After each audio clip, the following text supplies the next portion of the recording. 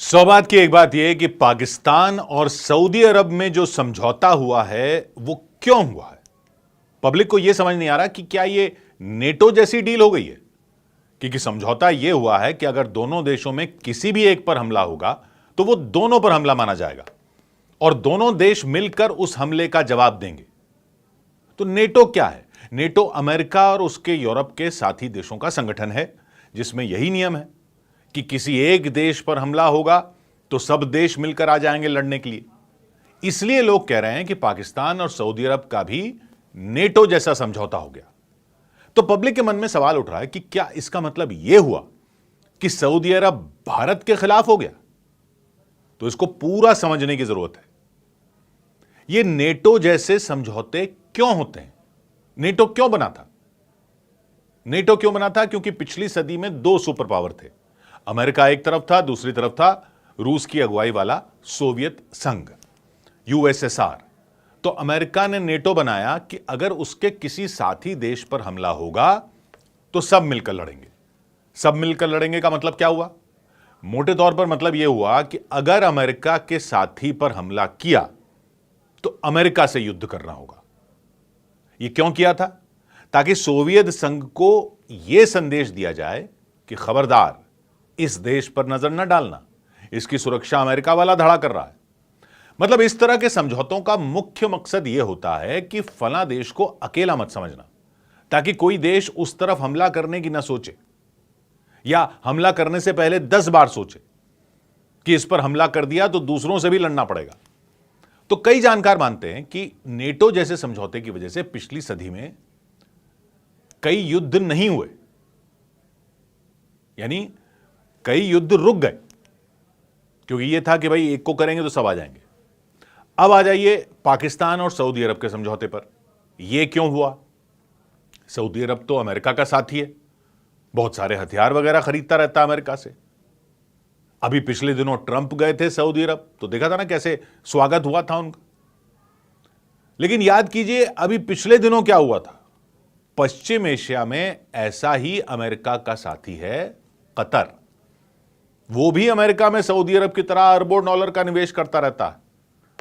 वो तो अमेरिका के कहने पर हमास के नेताओं से बातचीत करने में मदद भी कर रहा था।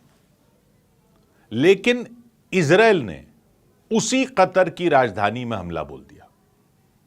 अमेरिका के साथी कतर की राजधानी में हमला बोल दिया इजराइल ने, यह कहते हुए कि वो तो हमास के लोगों को जहां भी होंगे वहां मारेगा। अब हमास के लोगों को बातचीत के लिए बुलाया था, इसके लिए कतर की तारीफ कर रहा था अमेरिका, लेकिन इजराइल ने उन पर हमला कर दिया। तो कतर को लगा ये तो धोखा हो गया। अमेरिका ने बताया ही नहीं, न अमेरिका ने बताया न अमेरिका ने बचाया, जबकि अमेरिका के मिलिट्री अड्डे बने हुए हैं कतर में, अमेरिका के सैनिक हैं कतर में। तो कतर का अमेरिका से भरोसा उठ गया कि भाई ये यहीं पे थे। इजराइल ने जब हमला किया अमेरिका को पता था, हालांकि अमेरिका कह रहा है कि हमें नहीं बताया था, लेकिन इजराइल कह रहा है कि हमने बता दिया था। तो कतर कह रहा है कि अमेरिका ने हमें नहीं बताया, और सारे अरब देशों का अमेरिका से भरोसा उठ गया। सऊदी अरब और कतर जैसे देश ये मानकर बैठे थे कि वो तो अमेरिका के साथ हैं, वो अमेरिका को इतना पैसा देते हैं, तेल देते हैं, पैसा देते हैं, तेल देते हैं, उनके यहां अमेरिका की मिलिट्री के अड्डे हैं, उनके यहां अमेरिका के सैनिक तैनात हैं, तो उन पर हमला करने से पहले तो कोई 100 बार सोचेगा। लेकिन इजराइल ने एक बार नहीं सोचा। तो अब देखिए सऊदी अरब और पाकिस्तान के समझौते को इस नजर से देखिए। हालांकि ये कह रहे हैं कि ये किसी देश को ध्यान में रखकर नहीं किया गया समझौता और सिर्फ सुरक्षा के लिए किया गया, लेकिन सऊदी अरब पर कौन हमला कर सकता है? सऊदी अरब के पास 2.5 लाख सैनिकों की अपनी सेना है ही, तो फिर पाकिस्तान की 6 लाख सैनिकों की सेना के जरिए किसको खबरदार करना चाहता है? और पाकिस्तान के 6 लाख सैनिक सऊदी अरब पहुंचेंगे कैसे? दोनों को कोई बॉर्डर थोड़ी है, वो तो दूर दूर हैं। तो क्यों समझौता कर लिया? तो जानकार बताते हैं कि उसको पाकिस्तान के 6 लाख सैनिकों से ज्यादा यह दिखाने की जरूरत है कि उसके साथ पाकिस्तान है जिसके पास परमाणु बम है। यानी उसने पाकिस्तान को एक तरह से भाड़े पर रख लिया है कि हम पर हमला करने की मत सोचना, हमने ये वाली सेना यानी पाकिस्तान की सेना भी रख ली है अपनी डिफेंस के लिए। तो ये किसको दूर रखने के लिए किया उसने? एक तो इजराइल को, लेकिन अब तक उस पर हमला किसका होता रहा है? सऊदी अरब पर तो नहीं इजराइल ने किया हमला। अब तक किसने किया हमला सऊदी अरब पर? 2019 में सऊदी अरब के तेल ठिकानों पर हमला हुआ था, आपको याद होगा। किस पर इल्जाम लगा था? इजराइल पर नहीं लगा था, ईरान पर लगा था। और सऊदी अरब पर कौन हमला करता रहता है? यमन के हूथी विद्रोही, उनको भी ईरान का ही समर्थन है। यह इस इलाके की शिया सुन्नी लड़ाई है। ईरान मानता है खुद को शिया मुसलमान देशों का लीडर। सऊदी अरब है सबसे ताकतवर और पैसे वाला सुन्नी मुसलमान देश, और मक्का मदीना सऊदी अरब में है। तो ये इस्लामी देशों का बड़ा लीडर बनने की इनकी तनातनी पुरानी है। यमन में जो सरकार है उसको समर्थन देता है सऊदी अरब। जो हूथी विद्रोही हैं वो शिया हैं। यमन में सरकार है सुन्नी सरकार, उसको समर्थन देता है सऊदी अरब। हूथी विद्रोही हैं शिया, उनको समर्थन देता है ईरान। तो यमन में ये लड़ाई चल रही है। हूथी विद्रोही यमन की सरकार के खिलाफ वो हमले करते रहते हैं सऊदी अरब पर। यमन की सरकार पर तो करते ही हैं, सऊदी अरब पर भी हमले करते रहते हैं हूथी विद्रोही। तो असली सवाल तो इस समझौते में यह है कि यह समझौता सऊदी अरब ने किया है अपनी वहां की लड़ाइयों से निपटने के लिए। अभी तक तो उस पर ईरान और उसके समर्थन वाले लोगों के हमले हो रहे थे। दूसरा ये इजराइल हो गया। तो इसमें क्या पाकिस्तान ईरान के खिलाफ जाने की हिम्मत जुटा पाएगा? क्योंकि अब तो सऊदी अरब पर हमला मतलब पाकिस्तान पर हमला। तो ईरान हमला करेगा तो क्या पाकिस्तान आएगा लड़ने के लिए सऊदी अरब से, ईरान से, सऊदी अरब की तरफ से? नक्शे पर आप देखो तो सऊदी अरब और पाकिस्तान तो दूर दूर हैं। ईरान तो पाकिस्तान के बगल में।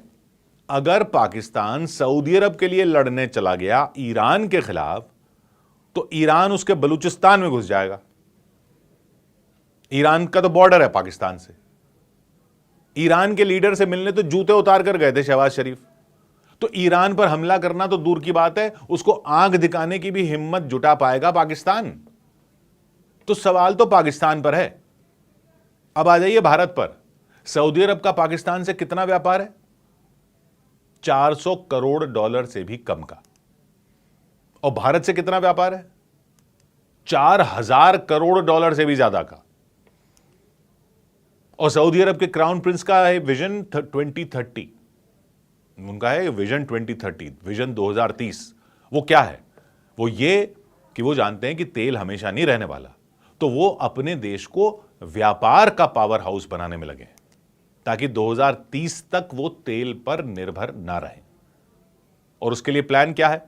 G20 बैठक याद है आपको? उसमें क्या हुआ था? उसमें भारत से यूरोप तक एक कॉरिडोर बनाने का समझौता हुआ था। भारत से Europe, India middle east Europe corridor, IMEC।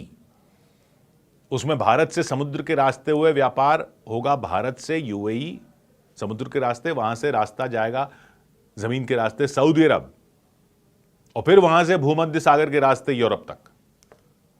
उस कॉरिडोर के बीचों बीच सऊदी अरब है। वो तो सऊदी अरब के क्राउन प्रिंस का जो व्यापार का सबसे बड़ा सेंटर बनने का सपना है, वो शुरू ही भारत से होता है। तो क्या मतलब हुआ? मतलब यह कि पाकिस्तान के साथ समझौता सऊदी अरब ने पाकिस्तान की सेना को अपने बैकअप के लिए रखने के लिए किया है।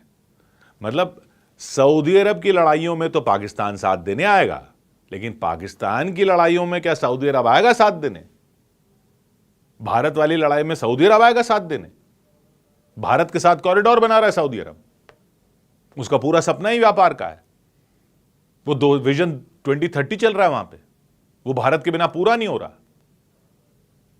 तो पाकिस्तान को रखा है अपनी बैकअप के लिए, अपने बैकअप के लिए, और इजराइल को हूल देने के लिए, अपनी लड़ाइयों के लिए, इजराइल के लिए, हूथी लड़ाकों के लिए, ईरान के लिए भाड़े की फोर्स रख ली है एक तरह से पाकिस्तान।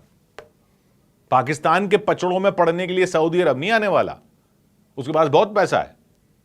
ये कोई बराबरी वालों के बीच की डील नहीं हुई है सऊदी अरब और पाकिस्तान की, क्योंकि कतर पर हुए हमले के बाद सऊदी अरब को अमेरिका के उसके लिए आने पर भरोसा नहीं रहा। पहले अमेरिका पर भरोसा करके बैठा था, तो वो भरोसा नहीं रहा, इसलिए ये की डील। उसने हूल देने के लिए भाड़े पर पाकिस्तान को रख लिया है। और पाकिस्तान वैसे ही कर्जे में डूबा है, उसकी हालत ऐसी है कि पैसे के लिए कहीं भी खड़ा हो जाएगा मजूरी के लिए। इसलिए इस समझौते को समझने के लिए इसके पीछे की कहानी को समझना जरूरी है। 100 बात की एक बात,